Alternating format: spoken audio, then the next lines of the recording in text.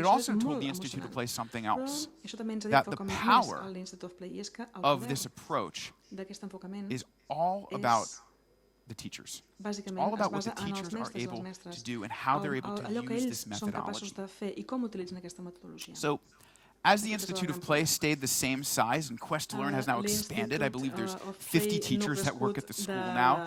It's impossible for this small organization to just stay embedded in the school. And also, this is some pretty good stuff. We want to reach other teachers. So what the Institute of Play is now doing beyond Quest to Learn is working with teachers in the greater New York area, in other parts of the United States, and now through an online program with other teachers around the world. And this program is called Teacher Quest. The idea of Teacher Quest is to rethink and re-envision the way that teachers are both taught and assessed so that they can change the world of students. So in Teacher Quest, and there's no sound in this video, I just want you to kind of see what a Teacher Quest workshop looks like. This is a workshop where the Institute of Play brings teachers through the design process and through the game design process. Now initially when you look at it, it looks like just a bunch of adults having like the time of their lives at a professional development session, which hopefully is a little true. But what we're actually having them do here is they're starting to think about how games are designed, to modify games, to think about that, and then to start to see how games have goals, and how they can create learning experiences that have clear learning goals. Now the actions of that game can also support those learning goals. So after moving through this process, and after playing a few games and modifying a few regular games, teachers then, over the course of several days, or if it's the online program, through several weeks, actually begin to think of learning goals and learning games that they can develop. In other levels of Teacher Quest, teachers design or teachers create larger design experiences for their students. And the reason we put them through this process is because why would we ever ask students to move through a process and to own a process if we as teachers don't understand that process ourselves? It is so essential. For anybody who knows the design process, you know that the very first step in the design process is to empathize, is to put yourselves in the role of the person you're designing for, to really think about that experience. So here we have a model of the design process. This isn't the design process. There's many different processes you can go through, but this is one that I really connect to. And it's the process that students at Quest and teachers in Teacher Quest and learning designers such as myself move through when we're designing experiences. We think about the needs of the people we're designing for, and we define what that is. We brainstorm possibilities, we prototype, and we play test or test out those situations, and we apply them. One thing you noticed, the girl Delphine in the video said was that the games that the teachers create with, and sometimes with Institute of Play, sometimes now teachers do this on their own, are actually play tested on the students. In the Teacher Quest program, we actually have a group of students from maybe a nearby school come in and play test the games that the teachers have created. That is so essential. How many times have you taught a lesson that you never tested out before? I know I used to do that all the time. I would sit at home, oftentimes on like a Sunday, and be writing and think it's going to be amazing, and then I go to show it to my students, and it sometimes would be a disaster. Right? Well, imagine if you actually took some time to see what your students thought that experience could be like. You tested it on a small group. You got their input on that, and you developed it. And yeah, that process takes a little bit longer. It is a little bit more work. But students have a much better connection. When teachers actually get feedback from the people they're designing for, it is an incredibly powerful experience. So, I've told you what game-like learning is, and what the design process is, and what the Institute of Play does, and where you can see this happening. And now is the big question, is the how. How does game-like learning work? So there are really three major ways that game-like learning can exist in a school setting. There's others, but these are the three big ones. We have the game experience, the actual game itself. We have what's called a game-like experience, and then we have the gamified experience. So we're going to talk about each one of these, and we might actually do one of these. You guys still have that piece of paper, right? Okay, good. All right, so we have the game experience, and the game experience is just like it sounds. It's actually playing a game in a classroom setting. Oftentimes, you can do this with a digital game, or like you saw earlier, you can do this with an analog game or a board game. Oftentimes, like you saw, I'll go back. Oftentimes, it's a game that a teacher designed or modified. If it's a digital game, the goal here is to find a game that has a really clear and distinct learning goal, and that the actions in that game support that learning goal. There are, again, for the teachers out there, you probably know there are a ton of digital learning games that are really, really bad. They're either boring or they're poorly designed, and oftentimes it's because the goal is very simple or it's not challenging. Maybe your player moves through a space and then solves a math problem and then moves through another space and then solves another math problem, and that's not really engaging. And the point is to try to find a game that actually pushes students and challenges them and constantly has them thinking more deeply about a specific skill or a specific piece of content. And analog games should seek to do the same thing. This is a game called Absolute Blast. There's Jane, who you saw in the video earlier, and some other students that are at Quest to Learn. This is in their 6th grade math class where they're studying absolute value and some simple introductory algebra. And as they play this game, it's actually constantly asking them to practice these math skills. And it is also used to sort of introduce them to this general idea of absolute value. So what we're going to do is we're actually going to experience game-like learning in action. We're going to play a game that I'll introduce in a minute that has a very simple learning goal and actually might have a few learning goals. So as we play this game, I want you to start to think about what that learning goal could be. Remember this? Okay, so I asked you to draw a triangle, to draw some circles, to draw filled-in circles inside. Above each, draw an upside-down V. Above, draw a bunch of straight lines. Draw a rectangle below the triangle. What I'd like you to do, please, is hold your paper up so that I can see it, because I'm sure everybody drew exactly the same thing. And maybe show it to each other. So let me see how we did. Huh. Yeah, go ahead, turn around, see if you can. All right. So, how'd we do? Yes, no? Okay, so first of all, this is not the right answer, by the way. This is just an example of another bad drawing. So my question is, and really, this is not a rhetorical question. If you think you have an answer to this, feel free to shout it out. Were my instructions good? I won't be offended. No? Okay. Why? Why weren't these instructions good? They were very vague. They were ambiguous. I didn't say how many circles to draw. I didn't say where to draw these things on a paper.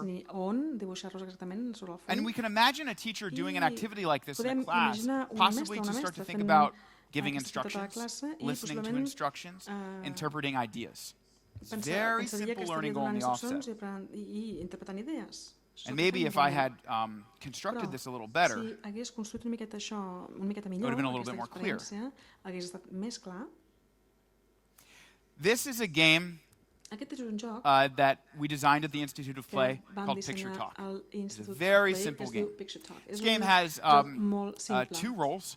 It has the describer and it has the copiers. So the describer and the copiers. The rules of the game are simple. The describer picks a card. He or she may use any words to instruct the copiers how to draw the picture. They cannot say what's on the card. They can't say what the card looks like. So, for example, I have my props. So I brought Picture Talk with me. So I can't, for example, say, draw the card and say, draw a house. I can't say that. That's cheating. Okay? I have to use specific instructions to get you to draw that house. The copiers are not allowed to speak. You can't say, what does it look like? How big is it? And when all the copiers are finished, the describer reveals the original drawing and copiers reveal what they drew. El descriptor mostra la carta i els està ensenyant el que han dibuixat, d'acord? Teniu ganes de jugar? Okay, great, good. Who would like to be the describer? I've Qui been vol ser talking el enough descriptor? tonight. Jo ja he parlat prou avui. Yes, thank you. Come on up. Molt bé, gràcies. Vingui cap aquí. Oh, and describer, you are completely allowed to speak in Els Catalan. In fact, I expect it. Just poden parlar maybe you perfectament guys can català. tell De me if fet, they're cheating. ja hi compto, d'acord? Només els altres que em diguin si fan So, trampes o no. all of you are going to need that piece of paper and a Per pen. tant, tots necessitareu Here, un come on up. llapis i un paper. The microphone. Yes. Hi, thank you. What's your name? Moltes gràcies, com et dius? David? Nice to meet you, David. I'm Ross. David, Okay, encantat. so, Jo soc en Ross. David, Per would tant, you like to David. do easy, Vols fer-ho fàcil, medium, amb nivell mitjà or difficult? o difícil? Medium. Everybody says Nivell medium. mitjà. Tothom diu mitjà. I wouldn't have judged you if you had said easy. Molt bé. Okay. Tampoc t'hagués jutjat si és We have to make fàcil, sure no that passa they can't res. see what's on veure. the card. So we're going to use the bigger cards, big props. Okay, so... Okay. Remember, you can't say what the card is. Recorda, no You pots can dir use que hi any ha a la instructions targeta, to, no, però has de donar to tell them totes how les to tell them how to draw instruccions this. And as few que steps as puguis possible. per fer-los dibuixar això i en el menor nombre de passos possible. Do you need to D'acord? tell him? Yes.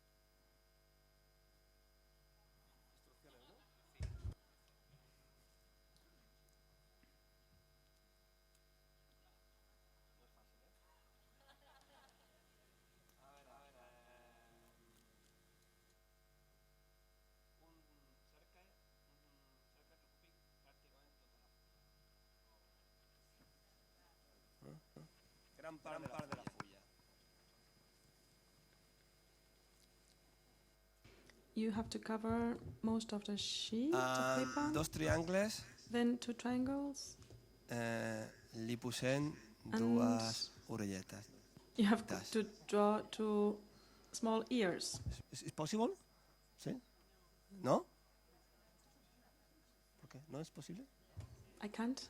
I'm not supposed to say that. Ponemos un círculo menor Then you draw a smaller circle en medio ligeramente desplazado hacia abajo. in the middle, but a little bit displaced towards the bottom.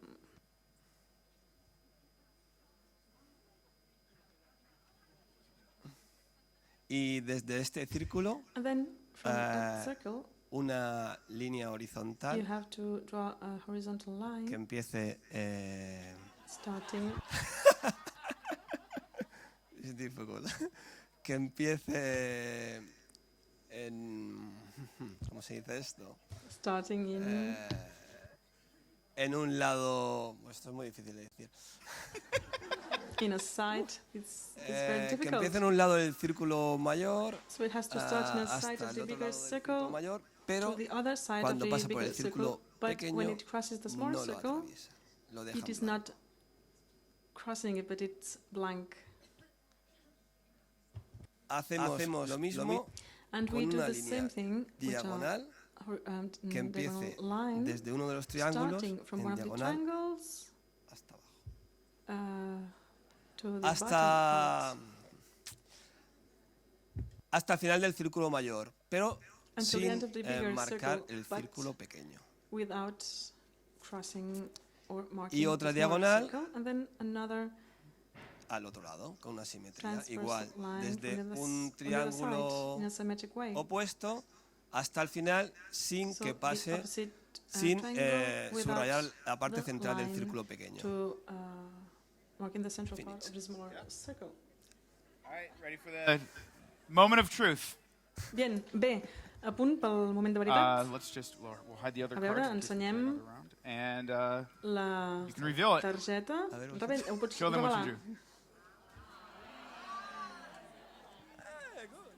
Very good. Molt bé. All right. Thank you very much. Excellent job. Moltes gràcies, has fet una molt bona feina. Let's give David a hand. Thank you very much. Aplaudim en David. So, Molt bé. now, This is actually a game. I actually played this game today with a group of professors and some teachers and some student teachers. And what they did after we introduced this idea, they embarked upon a design challenge where they actually had to modify the game. So I actually gave them constraint cards where they had to change where maybe they had a different rule of the game. Maybe they had to develop this game, but there could be no speaking. Or maybe you would be blindfolded, or it would have to be a physical game. Imagine what happens to a game like this if I had added the rule of, if I told David, who was incredibly brave, to come up here and share this, if I had said you can't use up, down, left or right, how much harder that would have been. So these are what game designers call mods, or modifications to games. So like I said, we have these different levels of picture talk, and it's a very basic game again. Now, a game like Picture Talk is very simple, and it has some really simple things going on here. There's a structure to this. We have a describer who's describing one thing, and there's listeners who are reproducing that thing. But there's some sort of limited communication happening here. This is the challenge of the game. All games have challenges. Within a game like this, a very simple game like this, we have these learning goals that are inherent in the game, that exist within the game. The learning goals of communicating clearly, of giving instructions, of listening and following directions, and empathy, back to that design idea, of being empathic with people who might have different ways of describing things or understanding ideas. This is an example. So I use this game not to say, if you play this game with your students, they're all going to be brilliant. This is a way of engaging students in a manner that can be modified in many different ways, or that can actually encourage students to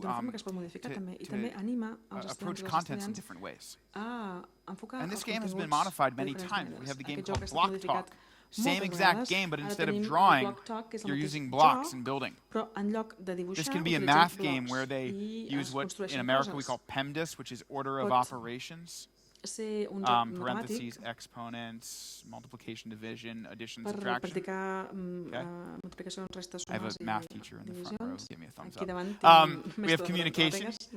So things can happen in this game. We have the game called Graph Talk, which you can use to teach X and Y axes, length and width, diameter and radiuses. So instead of having a blank sheet of paper, you guys would be using graphs. Imagine using a game like this to reinforce this in your math class.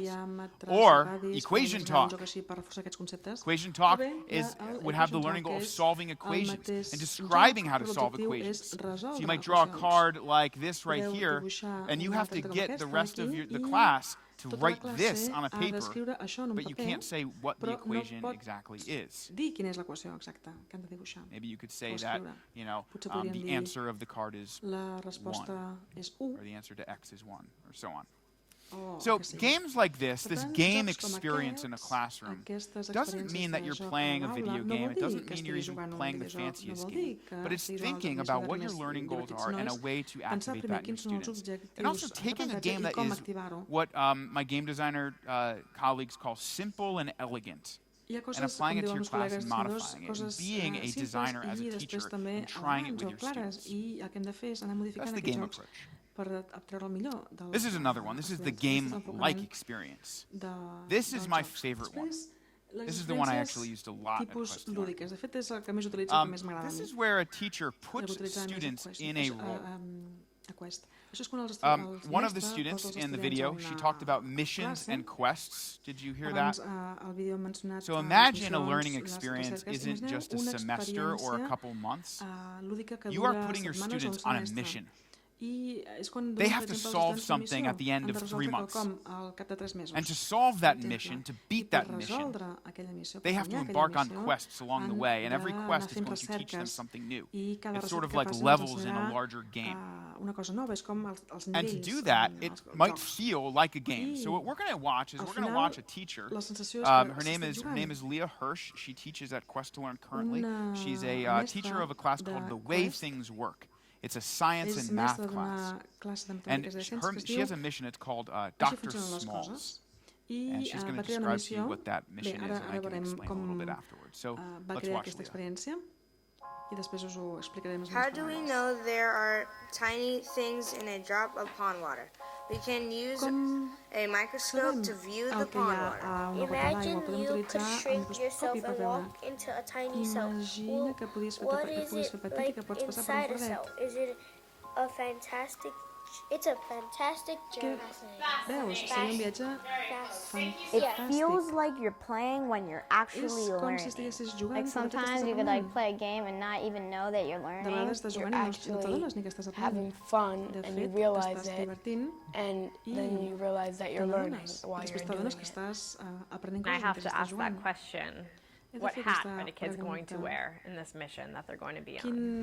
And that's part of the curriculum design process. I think most teachers do curriculum design with, okay, what do they need to learn? But at Quest, it's what do they need to learn? How are we going to engage them? And what role are the kids going to be stepping into? And what story are the kids going to be stepping into? So it's all a part of creating this narrative. HTTP ://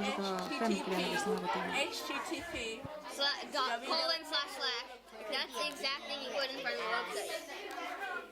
Can I see? Yeah, that's it. Are you sure that's what you're seeing? Yeah, HTTP. That's 10 sides. Really weird. I totally thought your specimen number was going to be a plant cell. That is ODO. This is ODO. The light switch is red. DE. That second letter is an E. What? E? Greetings, TW students. I'm Dr. Smalls. Molt bé, estudiants TWTW. Soc I am el honored to tutor say you are invited to i compete us in the convido a 2013 Shrinkley Labs competir Cell City Design Competition. al The Need to Know concurs de disseny de is 2013. created by this cast of characters. There's a teeny little Tenim doctor una named sèrie Dr. Smalls. de personatges, And he aquest doctor has Smalls, shrunken himself i and put himself s'ha inside of the body of one of his patients. Because he molt was petit trying i to find s'ha out what this introduït al mystery cos disease d'un was. dels seus And in shrinking himself, pacients he perquè lost volia all of saber his quina medical vocabulary, and he malaltia sends my students a patia. communique. I So the need to el know seu vocabulari mèdic i help get me comunicar-se. out of this body I'm trapped I and també help cure my el que hem de saber patient. So it's és com actually fer-lo like sortir del completely cos del ridiculous. pacient. És But, and the kids know it's a game. Però But els nens it's i les so nenes saben fun que és for un them joc. to become a part of this Però narrative per ells és that tan they do divertit get formar part right in. d'aquesta And they do història get involved and que start hi entren figuring out the de clues of, seguida. well, where is Dr. Comencen Smalls a now? Well, we know he's in this hollow pensar space, and they start learning about the body from basically these clues of his location in the body. I en funció So d'on they està el doctor del know cos, that it's aprenen all made up el and they know it's all vocabulari. just play, I saben que tot but it's és fun for inventat them. It's i much que more és un fun joc, than però s'ho just, passen tan bé. PowerPoint after És PowerPoint. molt Now we're going to learn about the més respiratory system, boys and divertit girls. que no I pas think un we PowerPoint play de dir, games ara at aprendrem Quest el sistema respiratori. because it helps us M'agrada molt incorporate jugar learning and perquè having els fun. jocs You could learn from a ens ajuden a game aprendre, and be like, oh, that was so fun. And then like read like a book and be like, oh, that was fun. It leads some kids to get sidetracked. Well, you know, this isn't real, or what? I don't care about Dr. Smalls, but no for és real, no és igual 99% al of the doctor, kids, però it's en el like 99% dels they're casos totally in. els nens i les nenes s'hi submergeixen molt ràpid. So,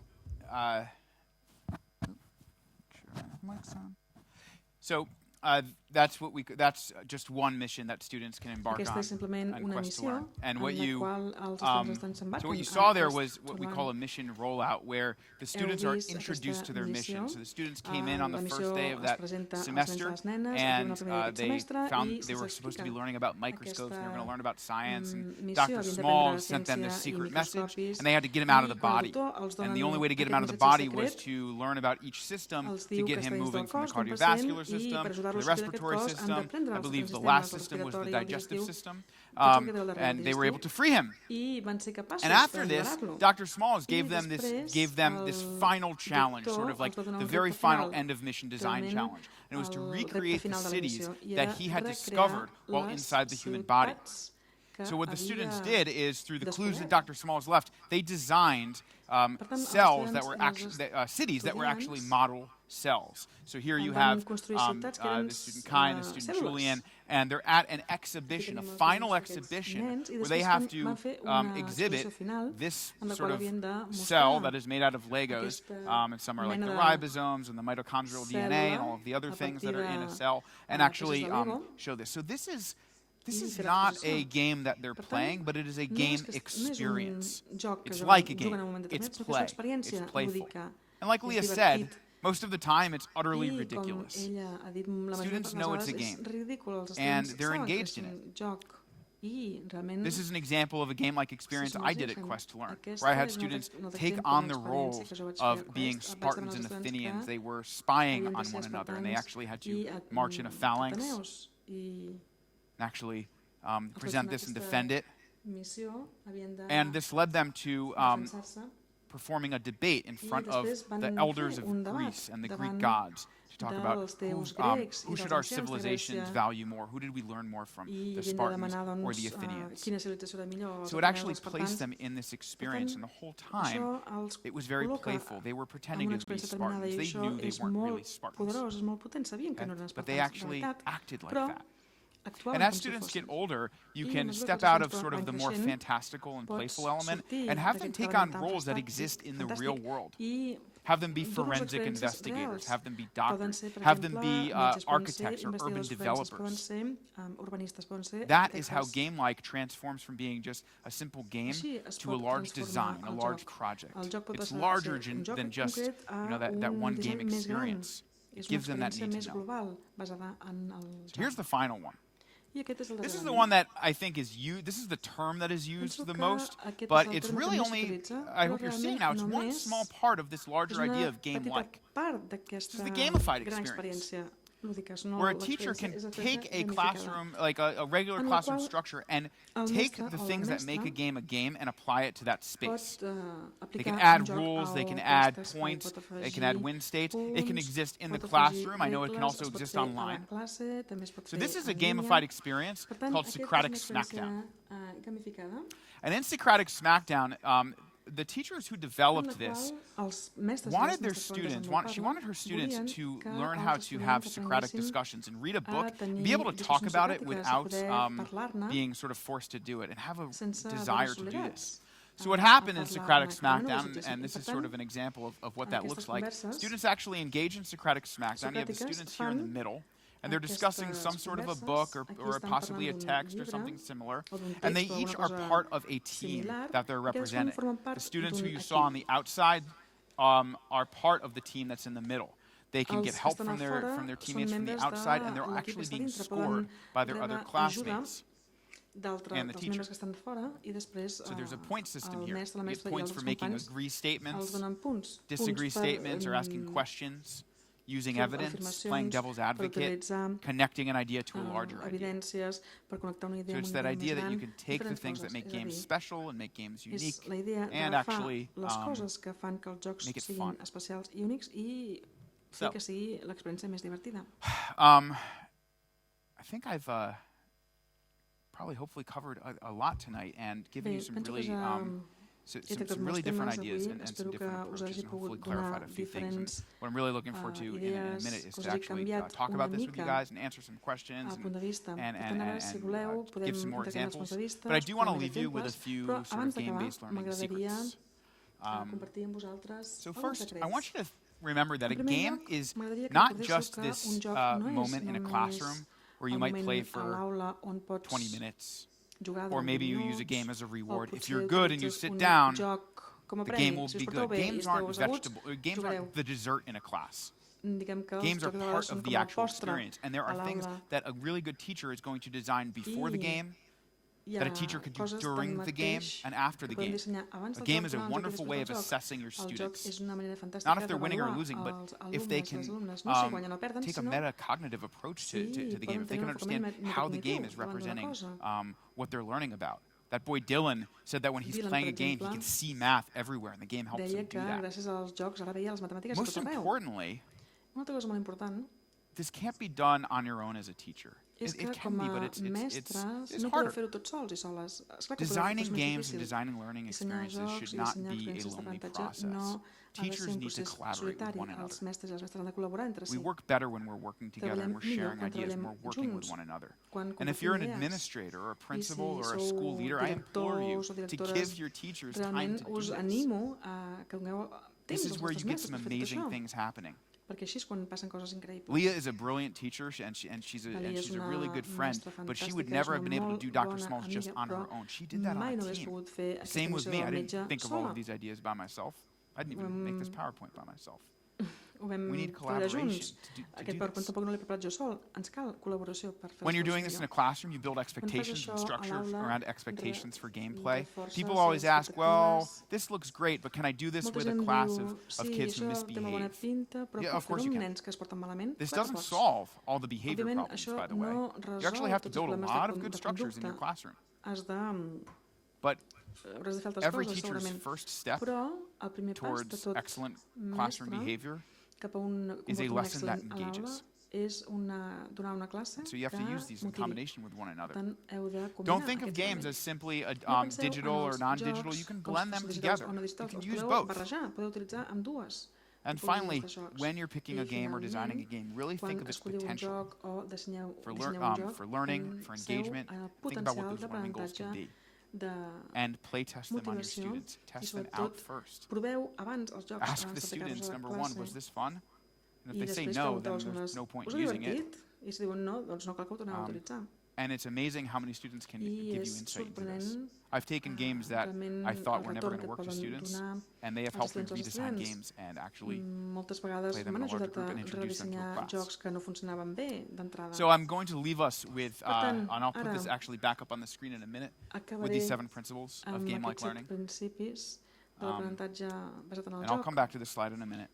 But I do want to let you know, if you do want to learn more about what we do at the Institute of Play, we have a lot of resources online for educators. A lot of them are free, that you can actually download online. You can get game packs. You can actually get the Dr. Small's mission pack online. You can get the Spartan Spy mission pack that I created online. And there are also games like Picture Talk that exist on the Institute of Play site. And, like I said, our biggest project right now is professional development, and we are doing summer workshops, we do a summer online course. Actually, one of the students in my online teacher class program here is from Barcelona. She's actually here tonight, which has been really fun. And so please feel free to reach out to us. So, I'm going to leave us with the game-like learning principles, and I really look forward to your thoughts and to your questions, and I hope you enjoyed what I had to share with you tonight. Thank you.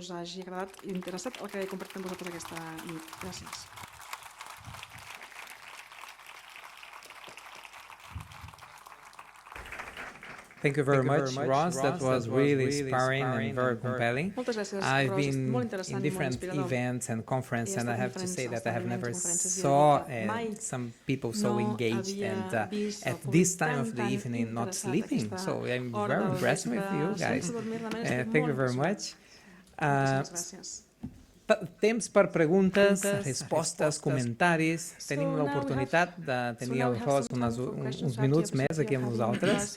Ens podeu aixecar la mà, demanar per poder parlar ara mateix. Els que ens esteu seguint des de l'streaming també, estic aquí intentant seguir des del Twitter, podeu enviar les preguntes directament. Doncs qui és el valent valenta de la sala per arrencar el debat? Un comentari. A veure, tenim una mà aixecada allà. Gràcies. Molt bé, fantàstic. Gràcies. Hi, good afternoon. Good evening, actually.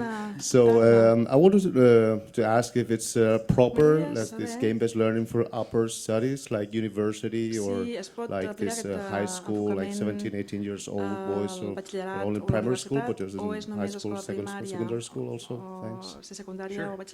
That's a great question. So I liked playing games when I was in high school and when I was in college. So the short answer is, yeah, games are a great way to engage, and it's really about thinking about game experiences that are appropriate to that level. And even a simple game like Picture Talk is a game that you can actually introduce a concept. I was at the U.S. Consulate today, and we played this game called Power. That's actually a high school game that we play, and if you were at the consulate with me today, you experienced that. And we had a really good time doing it, and it allowed us to start to think of the ideas of government and power and struggles of all of that in a very authentic setting. So if you can design an experience that I would say is authentic and meaningful, you will be able to engage your students. And an approach that works really well, I think, with older students is that game-like approach. Before I came to Quest to learn, when I came to Quest, I was a 6th grade teacher, but I used to teach high school. I taught 16, 17, 18-year-old students, and my go-to method of engaging the students was to actually have them immerse themselves in history, to maybe reenact the Congress of Vienna, or turn my classroom into a murder investigation of Julius Caesar, have them do things like that were still game-like. And I think if you can sell it as a teacher and you're enthusiastic as a teacher and you give your students that need to know, I think it's perfectly fine. Thank you very much. We have another question there. Please. Thank you. Hi. I think we all do games. I'm a language teacher, so we do games in class, we use them. But for me, it would be difficult to imagine what a day in the life of a student in Quest to School is. So could you describe the day of a student at your school? Yeah, that's a great question. So I want it to be, I definitely want it to be clear that a game-like learning approach doesn't mean that you are playing games every single day, all the time. You sit down in class, and you're playing cards. That would be amazing, but school is also not a carnival. But there's moments of that, and sometimes if you came to Quest to learn, students move through periods. They have homeroom, and they go to their classes. They go to their different classes. They have lunch and they have gym. Or phys ed, and there are times in a class where it might look a little bit more traditional, where they might have to do some skill work. They might have to either read from a book or from a text or from articles or things like that. And a teacher does have to give them those approaches. But it's the way that the teachers at Quest integrate these game experiences into their classroom that provides for a deeper level. So rather than just use a game at the end of a unit to review, games are used to maybe introduce a concept, to get students to want to explore a concept, and a lot of times actually to assess how students are doing.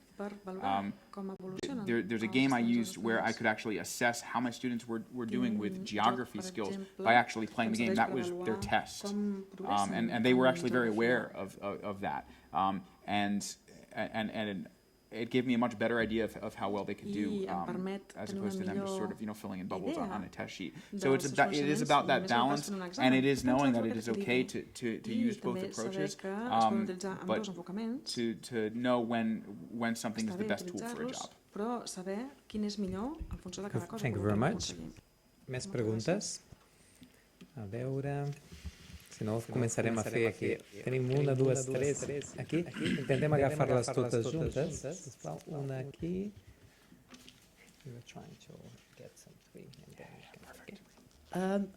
Good evening. The game-like experience has many aspects of theatre and education, drama and education. Have you worked with specialists in that area? Yes. That's a great question. So, very fortunately, actually, the Institute of Play and Quest to Learn have a partnership with the Arthur Miller Foundation, which runs a program in the school and in an after-school program. So the Arthur Miller Foundation actually looked at Quest to Learn as a place where theater and role-playing experience could really come alive. So that definitely exists there. And one thing that the high school at Quest does is they design the theater productions. So every time the high school does a play or a performance, it's something that the students created, they wrote, they do the lighting, they do the acting, they do the staging, they do the costuming. They do everything using that design process. So and you also see it in the regular curriculum of a class called Sports for the Mind, which is not a phys ed class, it's a design thinking class where they learn the principles of game design, and then they also design games, but they also design theater experiences and acting experiences. Experiències teatrals, experiències basades en la representació. Una altra allà, sisplau. Hi, you just mentioned using a game for assessment. I was wondering if you could talk a little bit more about that because, I'm still in the... I love to use games in class. I try to use them as much as I can. But then the assessment, then you come down to that piece of paper, and if it's not bubbles, it's answering questions or matching or whatever. Could you explain a little bit more about managing the two worlds? Yeah, that's a great question. So like I said, I've used the game experience or an actual game as an assessment, and it's really about how you plan that experience and the types of reflection that happens during and after. So for example, I'll give an example of one of my games. Game I use called Galactic Mappers. So this game, Galactic Mappers, you see me on a floor. In fact, anytime you go to like a Quest to Learn or Instant Play website, you're probably going to see me in a flannel shirt on the ground with students in front of a map. And it's this game called Galactic Mappers where the students have to build a planet. And they're given cards when they're doing this, and the cards are associated with points, and they know that it's assessment. And they're doing this after we've learned about landforms and physical geography and bodies of water. And the game is the moment where they have to actually show that they know how to do this. They know how to design maps. They know how to create a legend. They know how to follow a key. They know how to do all this. So what I'm also doing in this game is we're not just talking about it. This is a moment where that girl, Destiny, I think, is actually explaining to me what's happening on her map, and I'm assessing if her and her group are able to do that. Now, I'm not just doing it in that moment. I'm doing this as the students are actually making the game and cutting cards. I'm talking to individual students during the play of the game. And most importantly, I've carefully designed a rubric in advance. This is what you want to do if you're using a game for assessment. Designed a rubric. I think, what are the content-based standards that I'm assessing? So what physical geography standards am I assessing? But I also think about, because it's a design school, I think about design components that I'm assessing. Are the students being innovative in their design aesthetic? Are they practicing iteration? Are they listening to feedback from each other? And I'm also assessing for socio-emotional skills, for teamwork, for listening to each other, for collaborating with one another. And it's not a secret. I am telling the students how I'm assessing them. They know this in advance. And I also make it very clear that that you don't do well. You don't get an A at Quest to Learn. It means you're a master. You're a leader and mentor in the community, or you might be an apprentice, you have more to learn, or a novice. If you beat the game, that doesn't mean you're a master. And if you lose, it doesn't mean that you don't know anything. It's about how you can make that connection to learning. And then after the game, we reflect on it. They write they might write an essay about it. They might have to answer some reflection questions or discuss it in class. So there is deeper thinking that happens, but I try to connect it all. And sometimes that does take a little bit longer, but I do know that my students have, because they have created the world, they understand the world a little bit better. Havia una altra paraula allà. Pots aixecar la mà, si us plau? Una persona havia demanat la mà allà. Sí, ja ha contestat. Vale, enviat per Twitter. Molt bé.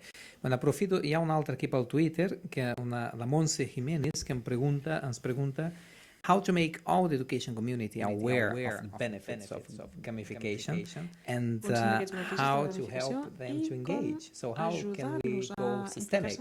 Yes.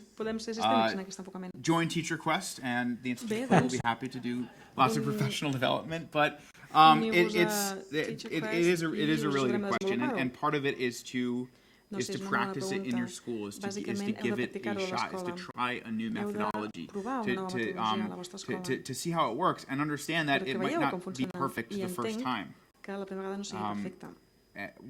We've seen it really successful in any school, not just at a school like Quest, but in any school where it's actually introduced sort of slowly. we just worked with a school in Long Island, New York, where it's actually it's a great school. And the administration at the school just wanted a different approach to learning that hadn't been done before. They wanted to engage their students and get them really thinking about things that weren't just about SATs and getting into college. So they approached us, and we worked with, I think, 20 teachers at the school. And there's about like 150 teachers at the school. So we just worked with 20 of them. And we have really taught them how to own this process. And those teachers have begun to teach the other teachers in the school. They started to run workshops. They started to spread the words. It can become viral. So you give it a shot and have an open door policy with other people. And this is part of the work that we're doing. And for me, I believed in this approach without knowing what it was called before I worked with the Institute of Play, but to be able to be here and share this with you guys, the only homework I would give to you guys is to try some techniques we have. Bring the game-like learning experiences into your classroom. Design something with your students, give it a shot, and tell other people about it. Fantàstic. Tinc una altra pregunta que ens ve aquí del Ferran Moya, que està a la sala.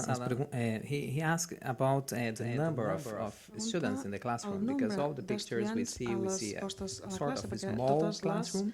So how about when you have 30 or 35 students in a classroom? Yeah, great question. So if you zoomed out, you would see about 15 to 20 other students in this classroom. It's a big school. When Quest to Learn first started, when you start any school for the first time, there's very few students because it's untested, right? The first question any parent asks when they put a student into a new school is how many of the kids go to college, and it's very hard to give them an answer if nobody's gone to college yet. So, but as Quest to Learn has really created a reputation, those classes have gotten big, and in a school system where there are 1 million students, it's very hard to keep your class sizes really small. So in the middle school at Quest, honestly, in the past couple of years, I think there's about 34 students per class. It's pretty maxed. High school, I would say, is the same idea. And it's a lot. It's actually in a school building where there are 5 other schools.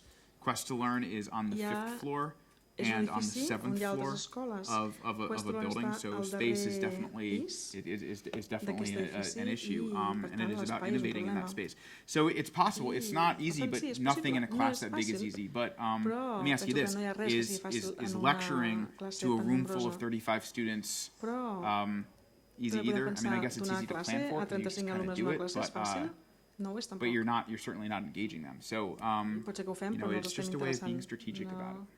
Okay. Any more questions from alguna pregunta més, algun comentari més d'aquí? Ens pregunten, el Sandro ens pregunta via Twitter, okay, I agree with you, everything is okay, but how about the whole pedagogical model? I mean, he what he's trying to say, I guess, is like, this is just a layer of the model, but can design thinking and gamification really be the whole model of any school, for example? Of any school or of education? Yes.